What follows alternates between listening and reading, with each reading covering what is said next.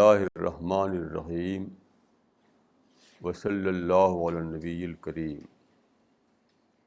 رب اشرح لی صدری ویسر لی امری واحلل عقدۃ من لسانی یفقہوا قولی۔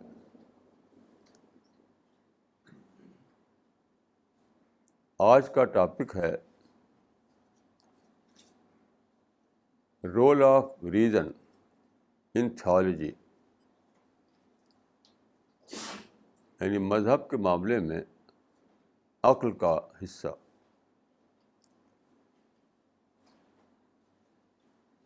جہاں تک میں نے پڑھا ہے، میرا اپنا احساس یہ ہے کہ پوری ہسٹری میں سب سے زیادہ انسان نے جو غلطی کی ہے وہ یہ ہے کہ اس نے ریزن کو یا تو استعمال نہیں کیا یا ریزن کو مس یوز کیا۔ یعنی سب سے بڑی جو چیز دی تھی خدا نے، کریٹر نے انسان کو، وہ ریزن تھی، اور ریزن ہی کو آدمی انڈر یوٹیلائز کر رہا یا اس کو یوٹیلائز ہی نہیں کیا۔ یہ میرا احساس ہے۔ دیکھیے، ایک حدیث ہے، کنت کنزا مخفیہ فاحببت ان اعرف فخلقت الخلق، کہ میں I was a hidden treasure، یعنی خدا کہتا ہے، خدا نے کہا I was a hidden treasure، then I wanted to be known and I created man۔ میں ایک چھپا ہوا خزانہ تھا، پھر میں نے چاہا کہ لوگ جانیں مجھ کو، تو میں نے خلق کو پیدا کیا، یعنی انسان کو پیدا کیا۔ ہمارے جو محدثین ہیں وہ اس حدیث کو ضعیف یا موضوع کہتے ہیں۔ دیکھیے، ایک ہے کسی چیز کو جانچنے کا طریقہ کہ سند، یعنی چین آف نریٹرس، اس اعتبار سے ضرور یہ ضعیف یا ہو سکتی ہے، لیکن جو بات اس میں کہی گئی ہے وہ بات تو بالکل صحیح ہے۔ یہ حدیث نہ بھی ہوتی تب بھی وہ صحیح ہوتی۔ وہ کیا؟ خدا جو ہے وہ کیا ہے؟ خدا گریٹ مائنڈ ہے، سب سے بڑا مائنڈ ہے۔ کسی نے کہا ہے کہ ایک میتھمیٹیکل مائنڈ ہے جس نے اس دنیا کو بنایا، کیونکہ یہ دنیا جس میں ہم ہیں، جس کو ہم کائنات کہتے ہیں، ہر طرف اس میں ریزن ہے، ہر طرف میننگ ہے، ہر طرف پازیٹیو ایکٹیویٹیز ہیں، سب ریزن ہی ریزن ہے۔ تو ظاہر ہے کہ اس کا جو کریٹر ہے، جو اس کا بنانے والا ہے، وہ اس کے اندر سپر ریزن ہونی چاہیے۔ تو یہ جو دنیا ہے جس میں ہر طرف ریزن ہے، اس کو سمجھنے کے لیے بھی ریزن چاہیے۔ آپ جانتے ہیں کہ وہ ریزن، وہ مائنڈ، وہ عقل نہ تو گلیکسی کے پاس ہے، نہ کسی اسٹار یا پلینٹ کے پاس ہے، نہ ماؤنٹین اور اوشن کے پاس ہے، یہاں تک کہ انیمل کے پاس بھی نہیں ہے۔ تو کیا ہے کہ سب سے بڑی بات جو تھی وہی اس دنیا میں کوئی جاننے والا نہ تھا۔ سب سے بڑی بات یہی تھی کہ آدمی خدا کو پہچانے، جو سپر ریزن کا مالک ہے، جو ایسی دنیا بنا سکتا تھا۔ تو وہی چیز لوگوں کے لیے ان نون بنی ہوئی تھی جو سب سے زیادہ جاننے کی تھی۔ تو خدا نے انسان کو بنایا، انسان کو ریزن دیا، یعنی وہ کوالٹی جو خود خدا کے اندر پرفیکٹ اور آئیڈیل سینس میں ہے، اس کا ایک چھوٹا سا حصہ انسان کو دیا خدا نے۔ یہ ہے ریزن۔ اب جانتے ہیں کہ ہماری جو ہستی ہے وہ ایک باڈی ہے، ایک مائنڈ ہے، باڈی تو ویسی ایسے کہ دوسرے اینیمل کی ہوتی ہے. تو in term of body we are like other animals. In term of body we are an animal like other animals. تو ہماری جو پہچان ہے, ہماری جو آئیڈینٹی ہے, وہ باڈی نہیں ہے, وہ مائنڈ ہے. مائنڈ کے لیول پر ہم ہیں جو کچھ ہیں. تو خدا نے چاہا کہ ایک ریشنل بینگ پیدا کرے. خود خدا سپر ریشنل بینگ ہے. خدا جو کریٹر ہے وہ سپر ریشنل بینگ ہے. وہ اٹرنل ہے, وہ پرفیکٹ ہے, وہ آئیڈیل ہے. تو اس نے انسان کو بنایا جو ایک ریشنل بینگ کے طور پر, تاکہ وہ جانے. دیکھیے قرآن میں بتایا گیا ہے کہ جب خدا نے پیدا کیا پہلے انسان کو, یعنی آدم کو, تو علمہ آدم الاسماء کلھا, تو آدم کو ساری بات خدا نے بتا دی, یعنی اس کے انکانشیس مائنڈ میں رکھ دی. ساری بات انسان کے انکانشیس میں خدا نے ڈال دی. جو جنریشن آف جنریشن وہ ایک دوسرے کو مل رہی ہے. کہ وہ جو آدم کے مائنڈ میں خدا نے ڈالا تھا سب کچھ, وہ سب پہنچ رہا ہے مجھ تک اور آپ تک. جس کو مانے کہ سب کچھ پوٹینشیلی ہمارے مائنڈ میں موجود ہے. اب کیا کرنا ہے, اس کو انفولڈ کرنا ہے. انفولڈ کیسے ہم کریں گے؟ ریزن کو استعمال کر کے. ریزن کو استعمال کر کے ہی ہم اس کو انفولڈ کریں گے اور خدا کی گلوری کو جانیں گے. ایک انوکھی بات ہے کہ پوری ہسٹری میں ایسا ہوا کہ انسان ریزن کو صحیح ڈھنگ پر استعمال نہ کر سکا. سب سے پہلے آپ دیکھیے, ہسٹری بتاتی ہے کہ انسان سب سے پہلے نیچر کو پوجتا تھا, نیچر ورشپ. یہ جو نیچر ہے, آپ جانتے ہیں لفظ نیچر جو ہے وہ پورے کائنات کے لیے بولا جاتا ہے. جس چیز کو ہم اردو میں کہتے ہیں کائنات, اسی کو نیچر کہا جاتا ہے. سب کچھ جو ہم جانتے ہیں اپنے باہر وہ سب نیچر ہے. تو نیچر میں سب کچھ چھپا ہوا تھا. اب اس کو انفولڈ کرنا تھا. کیسے انسان انفولڈ کرے گا؟ وہ ریزن کے تھرو. جیسے مثال کے طور پر پانی ہے, پانی میں اسٹیم پاور چھپا ہوا ہے. پانی کے اندر اسٹیم پاور چھپا ہوا ہے. تو کیسے جانیں گے آپ؟ اس کی ڈسکوری کر کے جانیں گے, اپنے مائنڈ کو استعمال کر کے جانیں گے. تو ہوا یہ کہ انسان شروع ہی سے نیچر کو پوجنے لگا. قرآن میں ایک رب انہن اضللن کثیرا, جب اس نے دیکھا کہ سورج چمک رہا ہے, چاند چمک رہا ہے, ماؤنٹین جو ہے بلند ہیں, دریا بہہ رہی ہے, پیڑ کھڑے ہوئے, تو انہی چیزوں کو سمجھا کہ یہی ہے دیوتا, یہی ہے خدا. تو انہیں کو پوجنے لگا. اس سے جو کلچر بنا وہ تھا, اس کو کہتے ہیں ہسٹری میں نیچر ورشپ. تو نیچر ورشپ پوری ہسٹری میں یہاں سے وہاں تک جاری رہی. تو اس میں کیا ہوا, نیچر جو ہے ایک مسٹیریس چیز بن گئی. جو گاڈ مسٹیریس ہوتا ہے, سیکرٹ چیز بن گئی. تو ریزن کا وہاں پر اپلیکیشن نہیں رہا. جب آپ نے نیچر کو گاڈ سمجھ لیا, اس کا مطلب یہ کہ آپ اپنے اپنے اپنے ریزن کو اپلائی نہیں کریں گے وہاں پر. گاڈ تو گاڈ ہے. اس لیے آپ جانتے ہیں کبھی انسان یہ سوچ نہیں سکا کہ وہ چاند پر قدم رکھے. اس زمانے میں سوچ سکا جب کہ سائنس کا زمانہ آیا. تو نیچر کو ایکسپلور کرنا, اس کے لیے ضرورت تھی کہ آدمی ریزن کو اپلائی کرے. لیکن نیچر کو اسے سیکرٹ مان لیا, نیچر کو مسٹیریس مان لیا, نیچر کو گاڈ مان لیا. تو ریزن کو اپلائی کرنے کا مائنڈ ہی ختم ہو گیا. اب دیکھ کتنا بڑا لاس تھا یہ. کتنا بڑا لاس تھا یہ.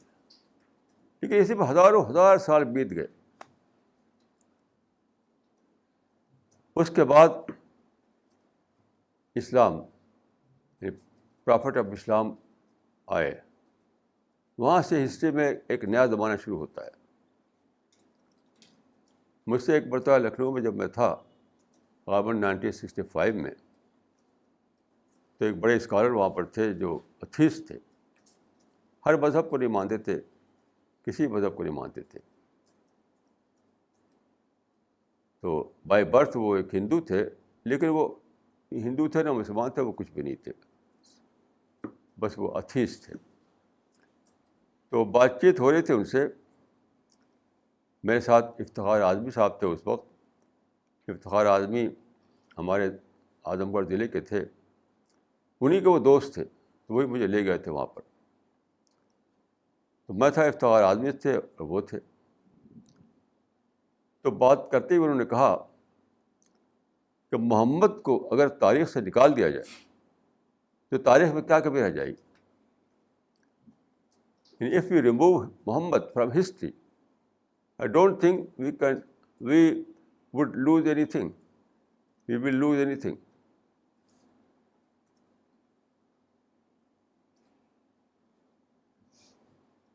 تو انہوں نے کہا ایسا. انہوں نے دیکھا کہ یہاں سے وہاں تک انسان نے ریزن کو اپلائی نہیں کیا, کچھ حاصل نہیں کر سکا. جو کچھ ملا وہ تو اب ملا ہے 300 سال کے اندر. لیکن میں یہ کہوں گا کہ اس کی جو اس نئے پروسیس کی بگنی جو ہے محمد نے شروع کی, محمد صلی اللہ علیہ وسلم نے. نیچر کو خدا نہ سمجھ کر کے نیچر کو تسخیر کا موضوع بنایا, تسخیر کا سبجیکٹ.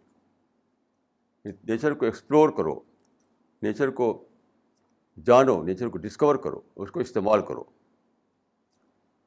یہ ذہن پہلے تھا ہی نہیں, یہ تھا ہی نہیں. جو مائنڈ تھا, جو سوچ تھا, یہی تھا پہلے کہ یہ سب چیزیں سیکرڈ ہیں, یہ مسٹیریس ہیں, انہیں تو بس پوجنا ہے, ان کے آگے تو جھکنا ہے بس. تو جب نیچر کو ڈیوینٹیز ہٹایا گیا, جو کہ اسلام نے ہٹایا, ہسٹری میں پہلی بار نیچر کو ڈیوینٹی کے مقام سے ہٹایا گیا اسلام کے زمانے میں, تب ایک نیا پروسیس شروع ہوا. یہ تھنکنگ کو اپلائی کیا انسان نے نیچر کے اوپر. پھر ایک کے بعد ایک چیزیں دریافت ہونے لگیں. یہ جو پروسیس تھا یہی تھا سائنس کی بگننگ. جو مکہ میں شروع ہوئی, پھر مدینہ پہنچی, پھر دمشق پہنچی, پھر بغداد پہنچی. تو سائنس کی بگننگ دراصل یہی ہوئی تھی. لیکن سائنس بہت آگے مسلمان نہ بڑھا سکے. اس کا کیوں ایسا ہوا, اس کو سمجھیے آپ. جب اسلام یا مسلمان پہنچے یعنی دمشق اور بغداد تک, قاہرہ تک, یعنی جب حکومت ان کا امپائر جب بن گیا, تو اس زمانے میں پہلی غلطی جو ہوئی وہ یہ ہوئی کہ فلاسفی کو انہوں نے علم سمجھا. گریک فلاسفی کا ڈومینیشن تھا اس زمانے میں. کوئن آف آرٹ سمجھا جاتا تھا فلاسفی کو, اب تو نہیں ہے. وہ زمانہ تھا جب کہ فلاسفی کو کوئن آف آرٹ سمجھا جاتا تھا, سب سے بڑا علم. تو عباسی خلافت کے زمانے میں یہ ہوا کہ سب وہ منگاؤ ساری کتابیں. تو مصر, ایجپٹ کے لائبریری میں موجود تھیں, سیریا کی لائبریری میں موجود تھیں. تو جگہ جیسے کتابیں منگائی جانے لگی. اسی کو حالی نے کہا ہے کہ حریم خلافت میں اونٹوں پر لد کر چلے جاتے تھے مصر و یونا کے دفتر. اب اس کا ٹرانسلیشن کیا گیا عربک لینگویج میں, پڑھا لوگوں نے. تو فلاسفی بن گئی لوگوں کا چرچا. اب چرچا ہونے لگا انہیں فلسافیکل کوشچنس کا. اور philosophy is nothing but an art of confusion. Philosophy اتنا ڈومینیٹ کیا فلاسفی نے, تو خیالی باتیں. مثلاً فلاسفی میں کیا ہوتا تھا, اسی سے علم کلام بنا. یعنی علم کلام جس کو متکلمین کہتے ہیں ہم، تو فلاسفی کے زیر اثر انہوں نے علم کلام بنایا، جس کو ہم تھیالوجی کہا جاتا ہے. تو وہ جو تھیالوجی تھی وہ تھی under influence of philosophy. Philosophy کے انفلوئنس میں جو تھیالوجی بنی اسی کو ہم کہتے ہیں علم کلام. اسی کو جو ایکسپرٹ تھے ان کو کہا جاتا ہے متکلم. تو اس وقت ڈومینیشن ہو گیا فلاسفی کا، کیونکہ عربوں کا جو ذوق تھا، جو قرآن میں جو تھا، جو حدیث میں تھا، وہ نیچرل، یعنی سب کچھ نیچرل تھنکنگ بیس کرتا تھا. تو انہوں نے جو ٹیکنیکل بحثیں تھیں، فلسافیکل بحثیں تھیں، اس کو بڑی چیز سمجھا اور اس میں مشغول ہو گئے. تو کچھ لوگوں نے بہت سختی سے ریئیکٹ کیا. ایک صاحب نے کہا تھا اس زمانے میں کہ من تمن تقا تزن دقا، مطلب جو فلاسفی میں گیا وہ زندیق ہو گیا. لیکن یہ مائنارٹی بھی تھے یہ لوگ، اس سے کوئی فرق نہیں پڑا، لوگ ٹوٹ پڑے وہی اسی میں. تو یہ وقت تھا. میں ایک دو مثال رکھتا ہوں کہ کیا بے معنی قسم کے بحثیں کرتے تھے وہ لوگ، اور اسی میں برسوں گزار دیے لوگوں نے. مثلاً ایک کوشچن یہ تھا کہ خدا کہاں ہے، کو خدا حیز میں ہے کہ حیز کے باہر ہے. حیز کہتے ہیں جسے ہم یہاں پہ ایک جگہ ہے جس میں ہم ہیں، یہ جو ہال ہے یہ حیز ہے. آپ اسپیس کہہ لیجیے، یعنی اسپیس کے اندر ہے، اسپیس کے باہر ہے، یہ سمجھ لیجیے آپ. حیز کے اندر ہے، حیز کے باہر ہے، اس پر وہ بحث ہے، وہ بحث ہے، کتاب ہے سب دنیا میں. حالانکہ یہ کوشچن ہی بے معنی تھا. ایک کوشچن بے معنی تھا کہ خدا اسپیس کے اندر ہے یا اسپیس کے باہر ہے. اسی طریقے سے دیکھیے وہاں اس پر بڑی بحث ہے، بہت بحث ہے کہ خدا کے ہاتھ جو ہمارے جیسے ہاتھ ہیں یا کچھ اور ڈھنگ کے ہاتھ ہیں خدا کے. اب بحث اس پر ہو رہی ہیں. ایسے ہی کہ خدا کے ذات اور خدا کی صفات ایک ہے کہ دو ہیں. ذات مین گاڈ ایز اے پرسن، اور صفات مطلب اس کی کوالٹی، اس کے ایٹریبیوٹس. تو خدا کے ایٹریبیوٹس الگ ہیں اور اس کی پرسنالٹی الگ ہے کہ دونوں ایک ہیں. اب بالکل میننگ لیس بات ہے یہ سب ہے. ایسے دیکھیے بڑا ہنگامہ ہوا اس پر کہ قرآن جو ہے وہ مخلوق ہے غیر مخلوق ہے، یعنی وہ کریشن ہے یا بغیر کریشن کا ہوا ہے. وہ اس کی بحث ہے یہ کہ خدا نے قرآن کو کریٹ کیا تب قرآن وجود میں آیا یا کریشن کے بغیر ہی وہ تھا. اس قسم کے لائنی بحث ہے، میننگ لیس بحث ہے. اسی میں لوگوں نے ٹائم گزار دیا. تو وہ ریزن جو تھا، فلاسفی کا تعلق ریزن سے نہیں ہے، یہ تو اسپیکولیشن ہے. فلاسفی سارے کے سارے بیس کرتے ہیں اسپیکولیشن پر، امیجنیشن پر. تو اسی لیے فلاسفی کو اسپیکولیٹو سائنس کہا جاتا ہے، اسپیکولیٹو سائنس. تو جب تک فلاسفی کا ڈومینیشن تھا تب تک ریزن کا حقیقی استعمال نہیں ہوا. That was misuse of reason. یعنی philosophy was a kind of misuse of reason. Reason استعمال کرتے تھے اس میں لوگ، لیکن وہ مس یوز تھا اس کا. تو اس کے بعد کیا ہوا کہ ایک ایکسیڈنٹ ہوا، وہاں سے ایک نیا زمانہ شروع ہوا. یعنی بنو امیہ کے لوگ جو تھے ان کو بنو عباس نے پکڑ مارنا شروع کیا، ان کی پوری فیملی ختم ہو جائے، کیونکہ بنو امیہ سے انہوں نے رول چھینا تھا. تو ایک آدمی ان میں سے، اس کا نام تھا امیر عبد الرحمن داخل، عبد الرحمن الداخل. وہ کیسے کیسے بھاگا بغداد سے، اور کیسے دریا اور سمندروں کو پار کرتا ہوا، کیسے کیسے بڑی مشکل سے وہ اسپین پہنچا. اس میں اسپین میں ایک نئی تاریخ شروع کی. آپ جانتے ہیں کہ مسلمان جو کہا جاتا ہے کہ مسلمان سائنس میں کام کیا ہے، تو وہ کہاں کام ہوا؟ بغداد میں نہیں ہوا، نہ بغداد میں، نہ قرطبہ میں، نہ دمشق میں. وہ کام ہوا اسپین میں، کیونکہ اس سے الگ ہو گئے وہ. اسپین میں اس وقت فلاسفی کا زور نہیں تھا، نیچر پر تھے وہ لوگ. تو وہاں ان کو انوائرمنٹ ملا، اور وہاں پر انہوں نے وہ جو پروسیس تھا قرآن کا، جو بیچ میں رک گیا تھا فلاسفی کے آنے کی وجہ سے، پھر سے شروع کیا انہوں نے ریزن بیسڈ تھنکنگ، فلاسفی سے الگ کر کے، جس کو کہتے ہیں ایکسپیریمنٹل علم، ایکسپیریمنٹ پر بیس کر کے جو علم بنتا ہے، فیکٹس اور فگر پر جو بنتا ہے. تو that is the beginning of science. تو اسپین میں ان لوگوں نے یہ کام شروع کیا پھر دوبارہ، اور کافی ترقی کی انہوں نے سائنس میں. سائنس کی پہلی اینٹ جہاں رکھی گئی اسپین میں، مسلمانوں نے رکھی، جس کو کہتے ہیں مور، MOORE. ان لوگوں نے بنیاد رکھی. لیکن وہاں پر کیا ہوا کہ وہاں کرسچن جو تھے ان کے مخالف ہو گئے پولیٹیکل ریزن سے. اور لمبی کہانی ہے، کئی 100 سال کے ٹکراؤ ہوا مسلمانوں میں اور کرسچنس میں، یہاں تک کہ انہوں نے مسلمانوں کو نکال دیا، وہاں سے باہر کر دیا، اسپین سے نکال دیا. اس وقت تک لیکن کرسچنس جو تھے وہ سائنس میں کچھ بھی آگے نہیں بڑھ پائے تھے، سائنس وہ کچھ بھی نہیں جانتے تھے. میں ایک ایگزامپل دیتا ہوں آپ کو کہ مسلمانوں نے اسپین میں آبزرویٹری بنائی تھی. یعنی وہ آبزرویٹری ایسی نہیں تھی آج کل جو ہوتی ہے، تو اس کا اکوپمنٹ ایسا نہیں تھا جو آج کل ہوتا ہے. لیکن باہر وہ آبزرویٹری تھی، اس کو دیکھتے تھے ستاروں کو اور آسمان کو. تو جب مسلمانوں نے چھوڑ دیا اسپین، تو وہاں پر آبزرویٹری جو تھی ایک بلڈنگ کی شکل میں تھی. اس کا ایک چھوٹا سا نمونہ آپ دلی میں دیکھ سکتے ہیں، جنتر منتر روڈ پر. جنتر منتر روڈ پر ایک ہے، وہ اسی کا نمونہ ہے.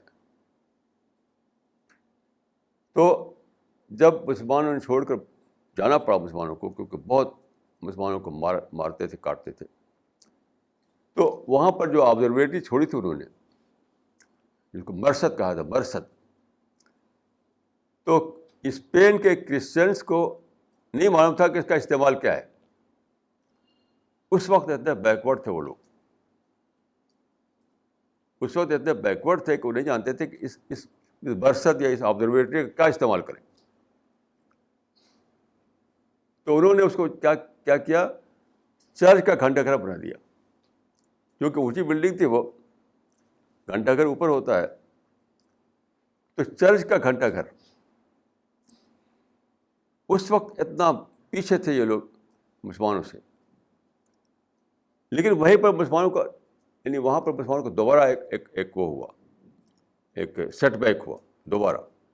کیوں؟ اس بیچ میں ایک اور ریئیکشن مسلمانوں میں ہوا، جس کو ہم کہتے ہیں صوفیزم.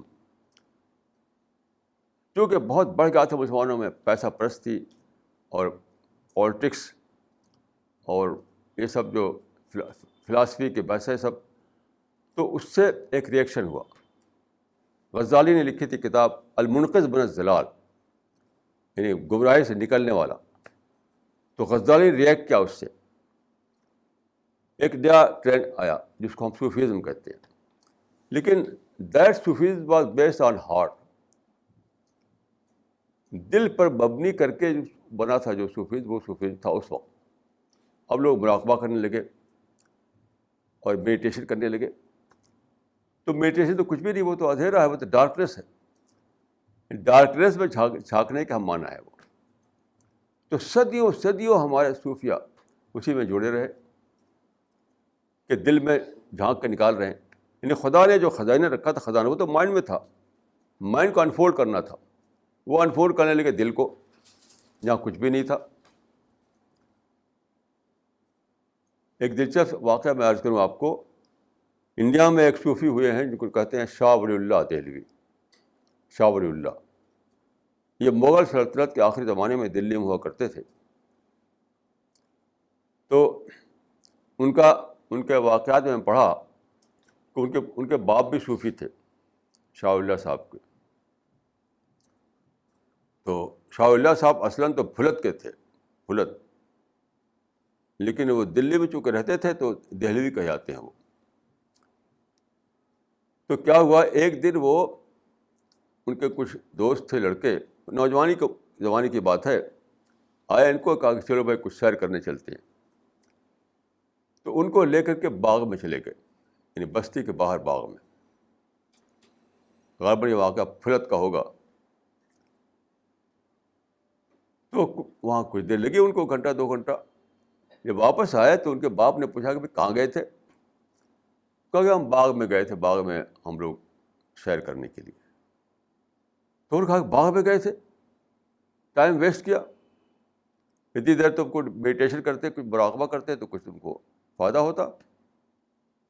یعنی انہوں نے باغ میں سمجھا کہ باغ میں تو کوئی ہے نہیں, کوئی بات, کوئی چیز لینے کی چیز ہے وہ اندھیری کوٹری میں ہے. کوٹری میں چادر اوڑھ کے بیٹھو, میڈیٹیشن کرو, مراقبہ کرو, تب کچھ ملے گا. اس سے آپ سمجھ سکتے ہیں کہ واٹ واز صوفیزم. میں خود اپنے کو صوفی سمجھتا ہوں, لیکن my Sufism based on mind rather than heart.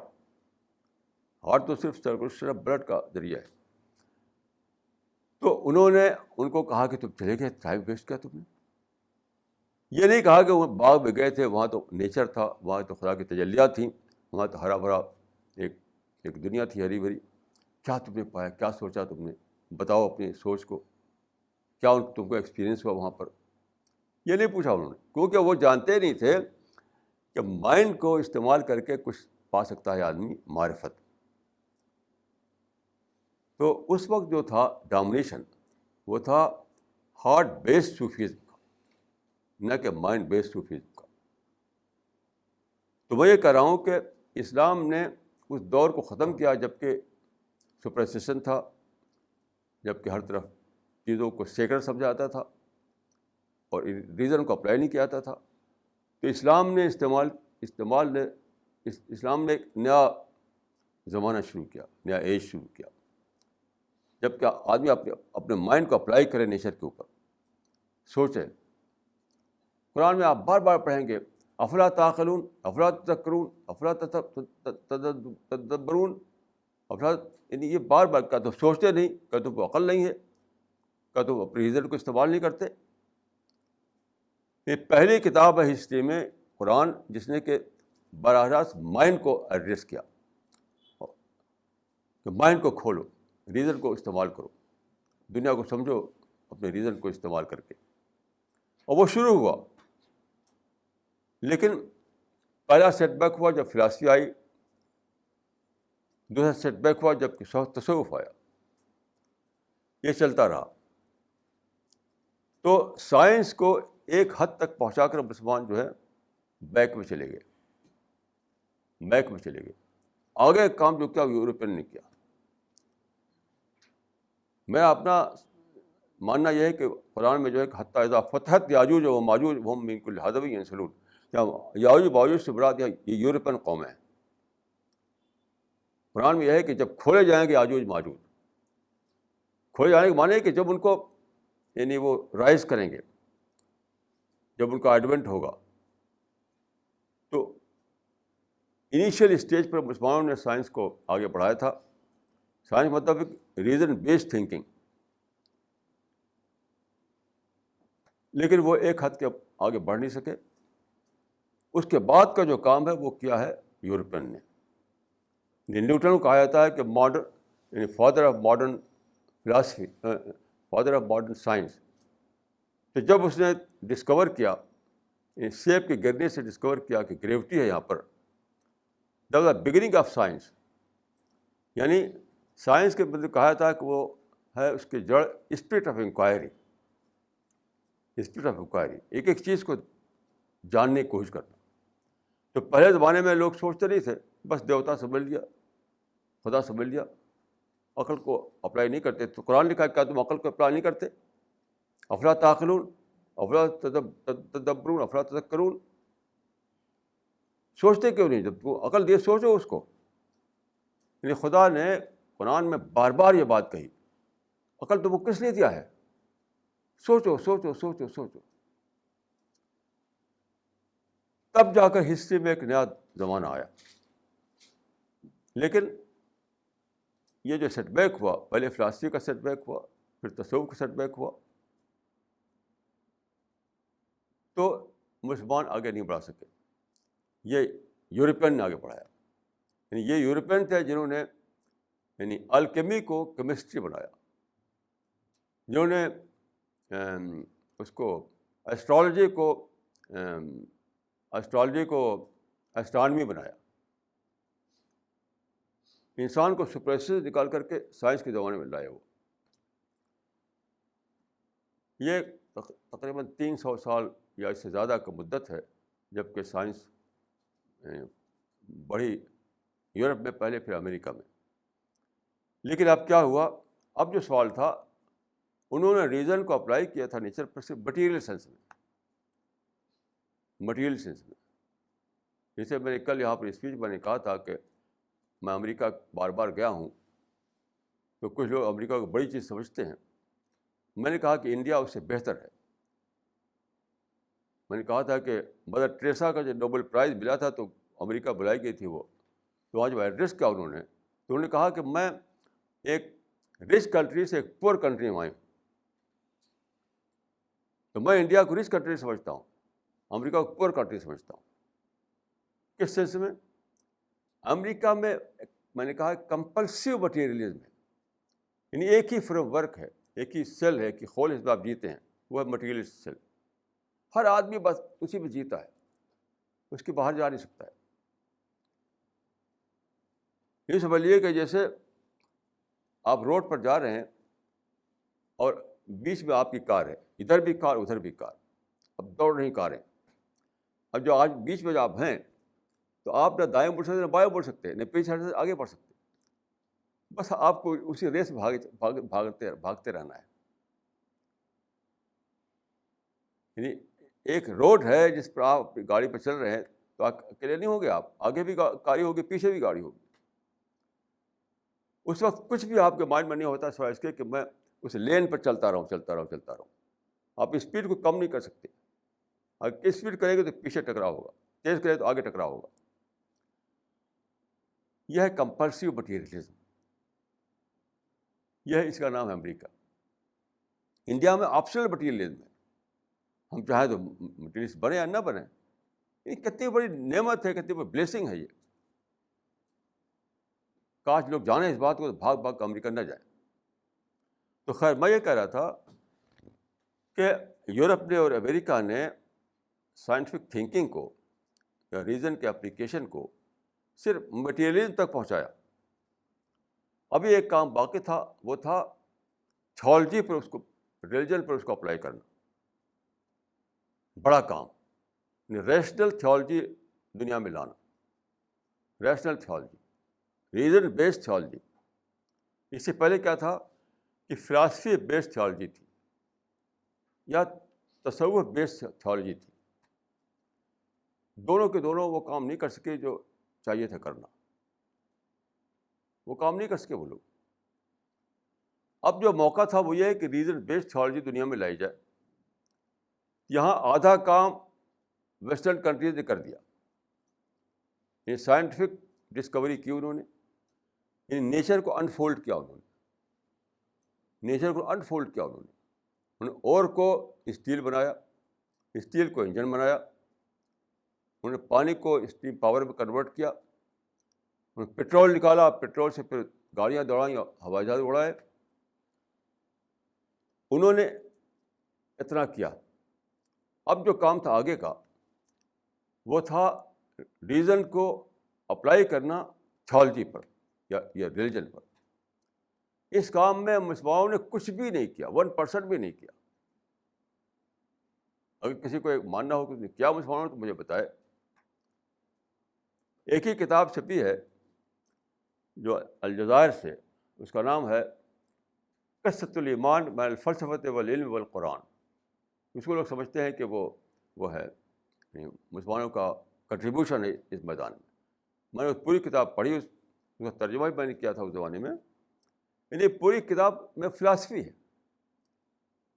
Science میں اس میں کچھ ہے ہی نہیں.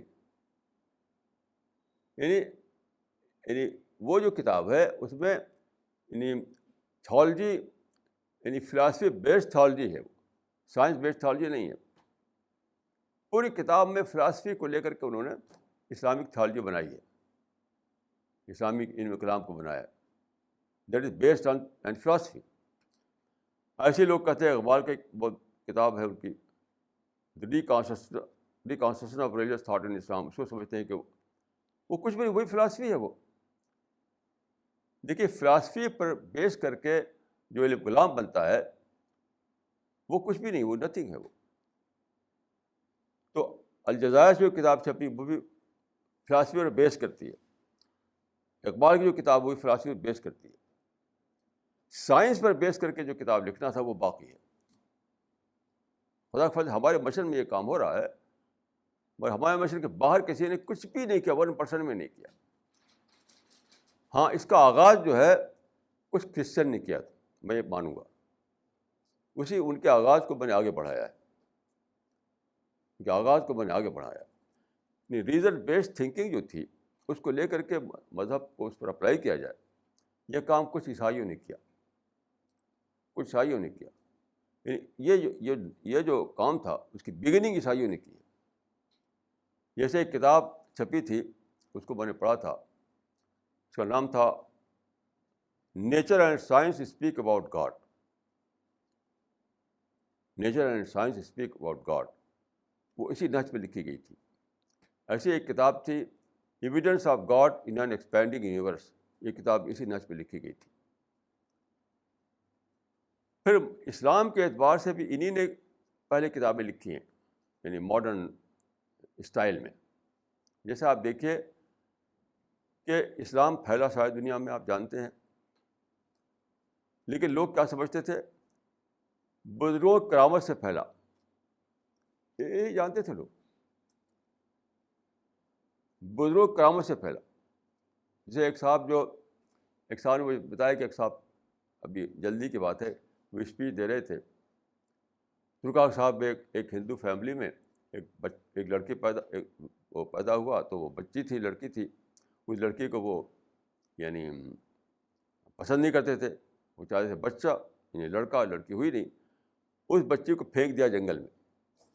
اس ہندو فیملی نے اس بچی کو جنگل میں پھینک دیا. اب پتہ نہیں کیسے جنگل میں زندہ رہی، پھر کسی کو ملی وہ بچی، کیسے پھر جانا اس نے کہ وہ فلاں فیملی کی لڑکی ہے، تو اس کو اٹھا کے لے گیا فیملی میں. اب بچی وہاں پہنچی تو کیا کہتی وہ؟ لا الہ الا اللہ.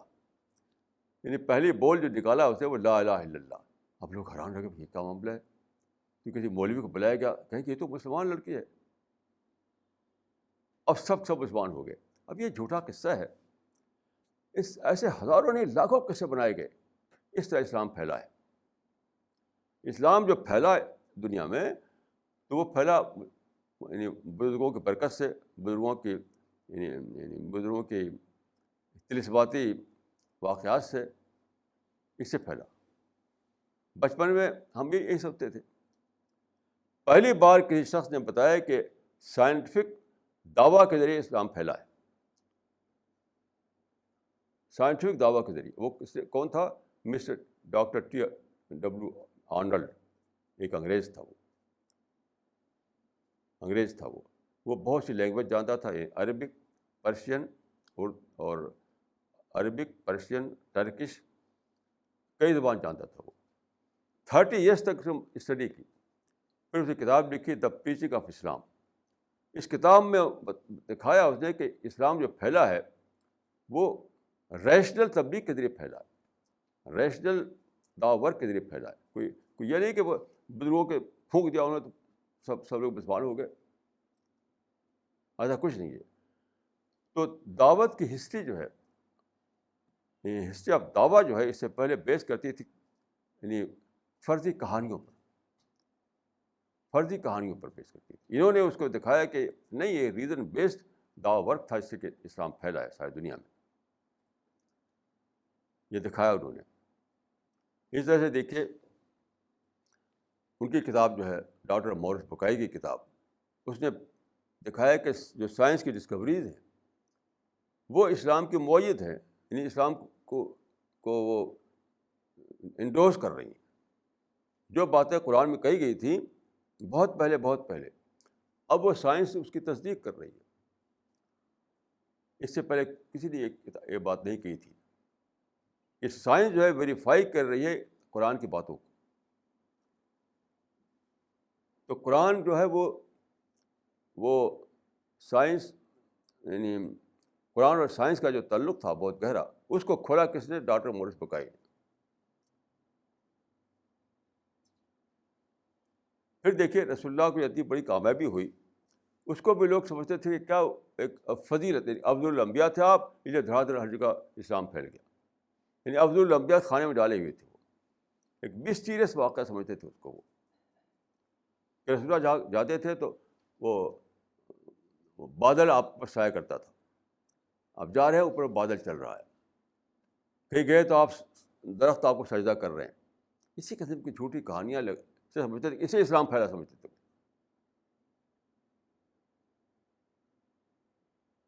اور اسلام کو جو ایکسپینشن ہوا اس سے ہوا۔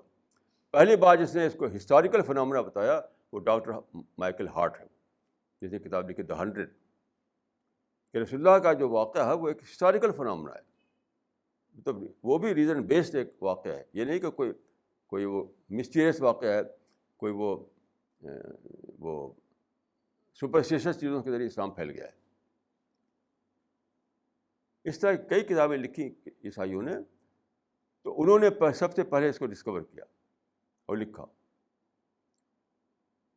تو اسلام کا جو ریشنل آسپیکٹ ہے، میں سمجھتا ہوں کسی بھی مسلمان، کوئی بھی مسلمان کو کھول نہیں سکا، مجھے ایک بھی مسلمان نہیں معلوم، اس کو کھولا ہے غیر مسلموں نے۔ جیسے آپ دیکھیے، ایک تھے بنگال کے ڈاکٹر نشیکانت چٹوپادھیا، ڈاکٹر نشیکانت چٹوپادھیا بہت ہی لرنڈ آدمی تھے، وہ کئی لینگویج جانتے تھے وہ، تو ہی واز اے ٹروتھ سیکر، پڑھا انہیں فلاسفی پڑھا، مذہب پڑھا، یہ پڑھا وہ پڑھا۔ تو مذہب پڑھا جب انہوں نے، تو انہوں نے جب دیکھا جتنی بھی مذہب کی پرسنالٹیز ہیں،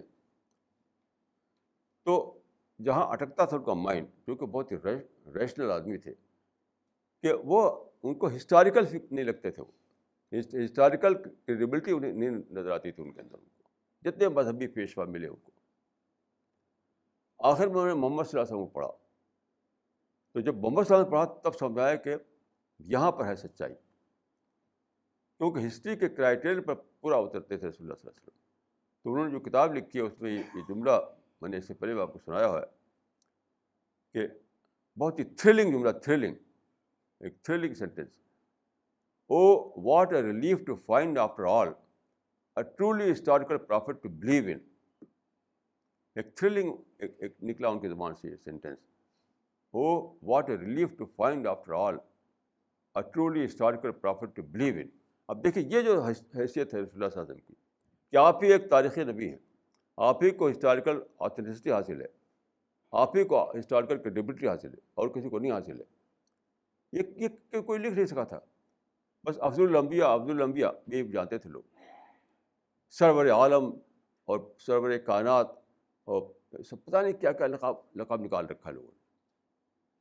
وہ سمجھتے افضل الانبیاء تھے اس لیے سب کچھ ہو گیا۔ اس کو ایک ہسٹوریکل فنامنا کے طور پر ڈسکور کیا جس نے، وہ ڈاکٹر نشیکانت چٹوپادھیا تھے، وہ مسلمان نہیں تھا کوئی۔ کیسی عجیب بات ہے۔ تو اس طریقے سے میں سمجھتا ہوں کہ آغاز جو کیا ہے کہ ریزن کو اپلائی کریں ہم مسلم اسلامک تھیولوجی پر، وہ کام غیر مسلموں نے کیا۔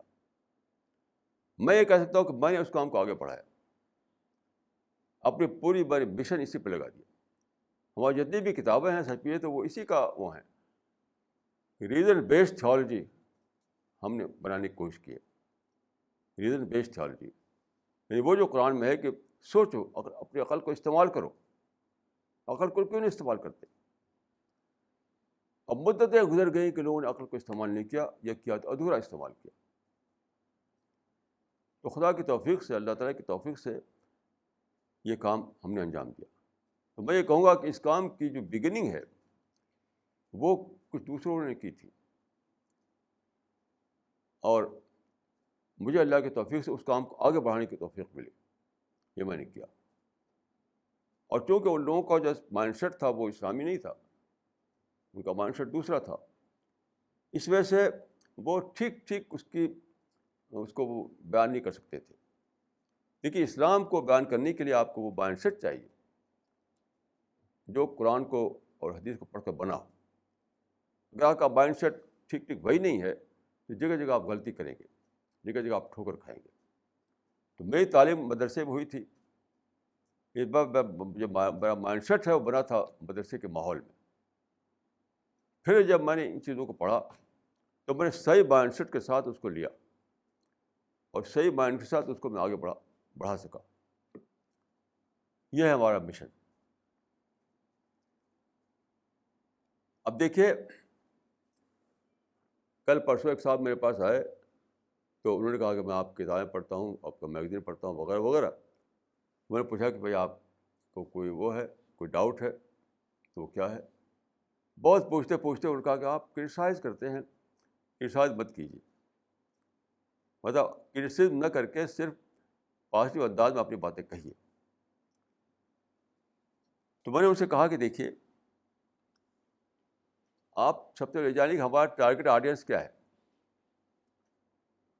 ہمارا ٹارگیٹ آڈینس کیا ہے، تب آپ سمجھیں کہ ہم کرٹیسزم کتنا ضروری ہے ہمارے لیے. آپ سمجھتے ہوں گے کہ وہ ٹارگیٹ آڈینس ہمارا ہے جو تبلیغی جماعت والوں کا ہے. وہ ہمارا ہے ہی نہیں. وہ تو فضائل کی داستانیں سن کر کے خوب جھومتے ہیں. وہ تو ہمیں فضائل کی داستانیں سن کے جو جھومتے ہیں جو لوگ، وہ درکار نہیں ہیں ہمیں. پھر میں نے کہا کہ دیکھیے، اب سے بہت پہلے مولانا علی میں نے کتاب لکھی تھی، ردۃ ولا ابا بکر اللہ. ایک ارتداد ہے لیکن کوئی ابو بکر نہیں. یعنی ایک اپاسٹیسی ہے لیکن اس کا چیلنج ہے، اس کو کوئی میٹ کرنے والا نہیں. تو اس کی ہم نے تحقیق کی تو معلوم ہوا کہ اپاسٹیسی نہیں ہے، یہ ہے انٹلیکچوئل ڈسسیٹسفیکشن. یعنی ماڈرن ایجوکیشن جن کی ہوئی ہے، جنہوں نے ماڈرن کتابوں کو پڑھا ہے، ماڈرن تھاٹ سے جو واقف ہیں، تو وہ اس ٹریڈیشنل اسٹائل سے جو اب تک چلتا آ رہا ہے اس سے وہ سیٹسفائڈ نہیں ہے. وہ آپ کا جو ٹریڈیشنل انداز میں آپ لوگ اسپیچز دیتے ہیں، جو کتابیں لکھی ہوئی ہیں، آپ اس سے مطمئن نہیں ہوتے، ان کا مائنڈ اس سے ایڈریس نہیں ہوتا. تو ان کو آپ نے کہہ دیا کہ تو مرتد ہو گئے. نہیں، وہ مرتد نہیں ہیں، وہ ڈسسیٹسفائڈ لوگ ہیں. آپ اسلام کو پیش کیجئے ماڈرن اسٹائل میں تو آپ دیکھیں گے کہ وہی لوگ جو ہے دوڑ کے آئیں گے آپ کے ساتھ. تو یہاں سے ہمارا مشن جو ہے شروع ہوتا ہے کہ ہم نے ٹارگیٹ آڈینس جو ہمارا ہے وہ لوگ ہیں جو ماڈرن تھاٹ یا ماڈرن ایجوکیشن کے بعد ان کو یعنی ڈسسیٹسفیکشن کا شکار ہوئے. وہ ہمارا ٹارگیٹ آڈینس ہے. تو ان کے لیے تو یعنی مسٹ ہے کرٹیسزم. پھر میں نے کہا کہ دیکھیے، آج کل کے زمانے میں کرٹیسزم، جس کو صحیح لفظ ہے اس کے لیے انالیسس، کرٹیسزم کے لیے صحیح ورڈ جو ہے انالیسس ہے. انالیسس کے بغیر کوئی انٹلیکچوئل ڈیولپمنٹ ہو نہیں سکتا ہے. میں نے کہا کہ میں امریکہ میں ایک پروفیسر سے میں نے پوچھا کہ ویسٹرن کنٹریز میں جو ترقی ہوئی اس کا کیا خاص راز ہے. تو انہوں نے کہا کہ راز یہ ہے کہ ہم ڈسینٹ کو بہت امپورٹنس دیتے ہیں. ڈسینٹ کو رائٹ سمجھتے ہیں آدمی کا. ڈسینٹ مطلب اختلاف.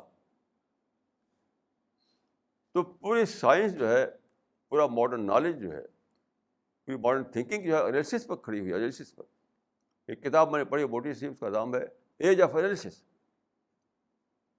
Age of analysis. انالیسس کریں گے تو ساری باتیں معلوم ہوتی ہیں. تو میں نے کہا کہ اگر ہم انالیسس نہ کریں، جس کو آپ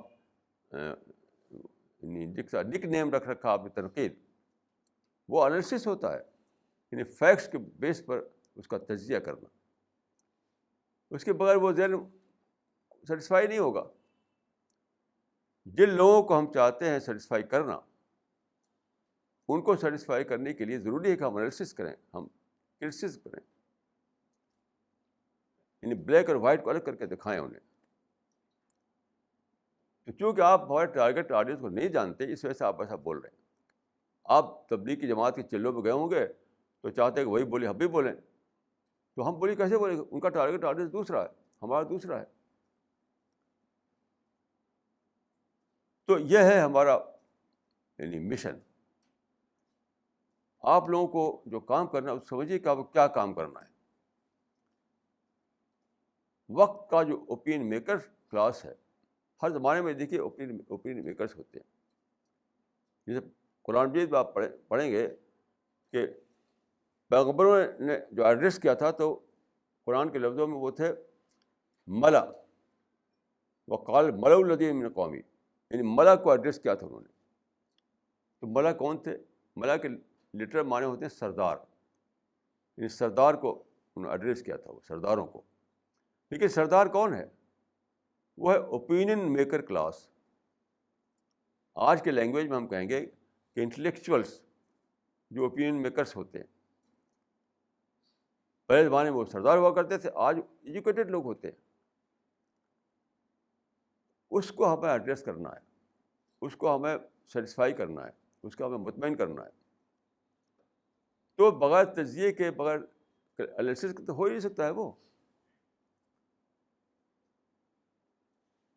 تو آپ سمجھیے ہمارے مشن کا جو نیچر ہے، اس کا جو ٹارگیٹ ہے، اس کو سمجھیے. تو یہ ہے میں نے جو عرض کیا آپ کو، پوری ہسٹری کا ایک سیکوینس ہے جو یہاں پہ آ کر کے کلمنیشن ہوا ہے. بس بتاؤ کہ یہ مشن جو ہے اس کا کلمنیشن ہے.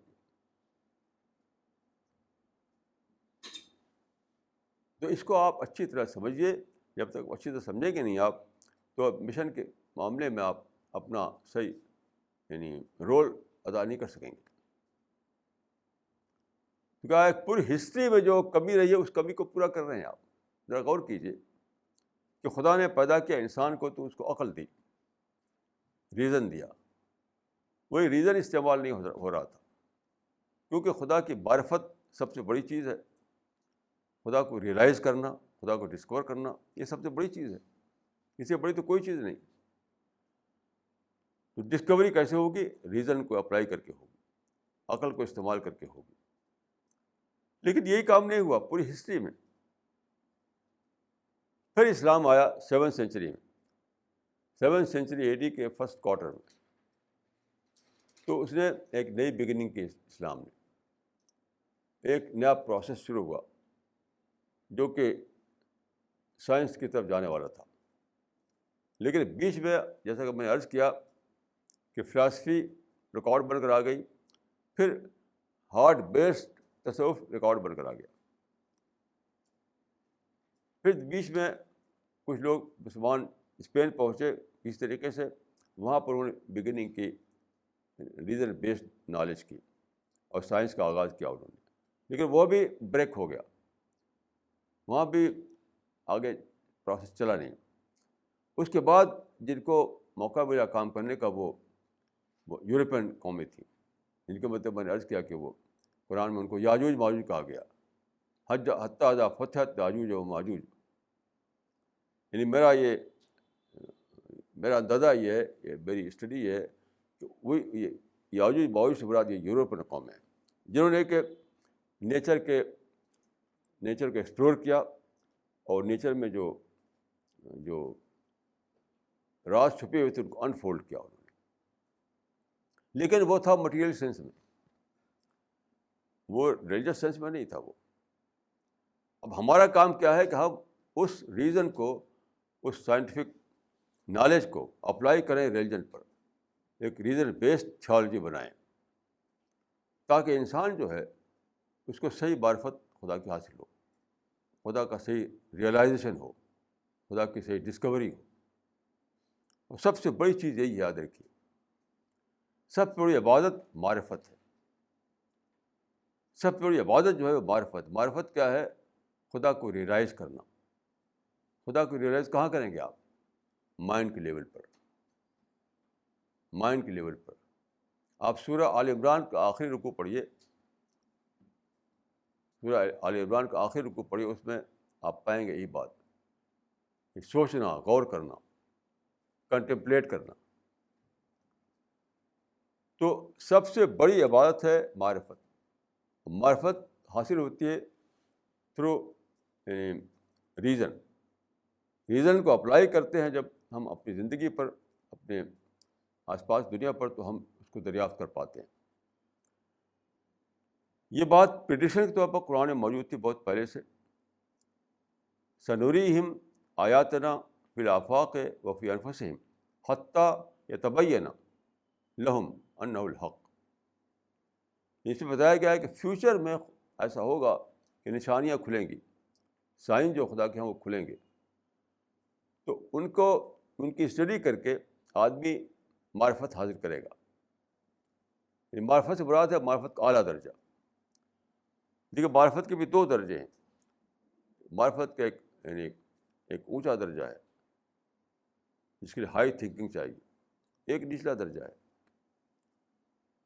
تو آج میں کسی سے کہہ رہا تھا کہ جنت کے 200 اسٹوریز ہیں حدیث کے مطابق، 200.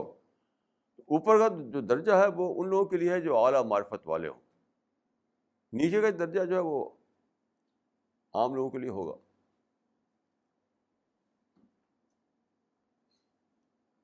تو جن لوگوں کو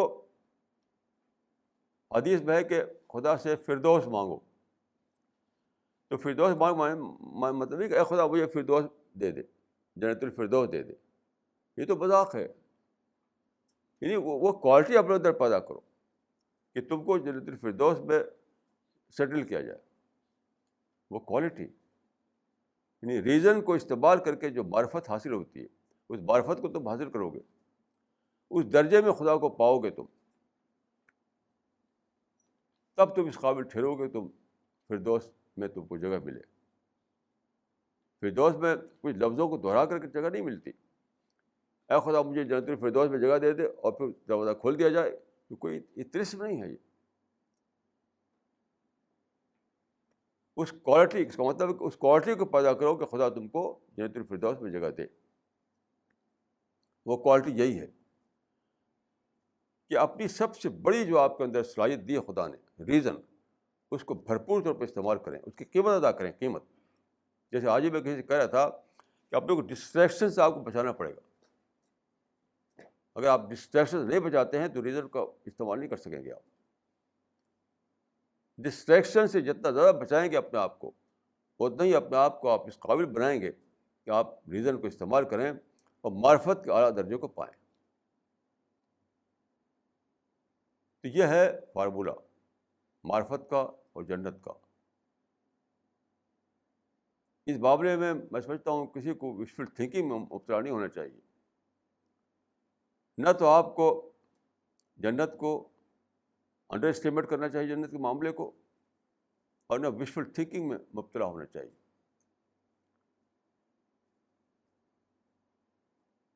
یہ معاملہ بہت زیادہ سوچنے کا ہے، بہت زیادہ سوچنے کا ہے. بہت زیادہ اپنے دماغ کو سوچ میں لگانے کا ہے. اکثر لوگ جو ہے وہ کیا ہے، وہ وشفل تھنکنگ میں مبتلا رہتے ہیں. قرآن میں ہے کہ لیس بامانیکم ولا امانی اہل الکتاب. یہ وشفل تھنکنگ سے کسی کو کچھ ملنے والا نہیں ہے. تو سنسیئر بنیے، خدا کی سچی معرفت حاصل کیجیے اور خدا کے محبوب بندوں میں اپنے آپ کو شامل کیجیے. یہی ہے زندگی کا مقصد. اقول قولی ھذا واستغفر اللہ لی ولکم اجمعین.